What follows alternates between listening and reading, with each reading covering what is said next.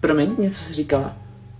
Jo, no já totiž jak mám ty sluchátka, jako vůbec nevím, že jestli někoho slyším nebo ne a vždycky mi přijde, že na mě někdo mluví.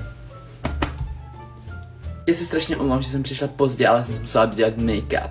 On ti došel nebo co? Ty drž hubu, Tomáši, já. Kačenu tak nesnáším, ona se všude cpé, úplně trapná, hej. Já ji fakt nezvládám. Ahoj holky. Ahoj Kájo, ty jsi nám úplně chyběla, já jsem hrozně ráda, že tě vidím. XO.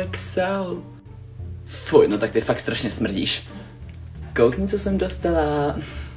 Ten nový telefon. Ukaž mi ho, můžu se ho půjčit? Tak to teda ne, na to fakt nešáhneš, že bys mi ho zničila. Jsem slyšela, že máš kluka a neřekla jsi mi o tom.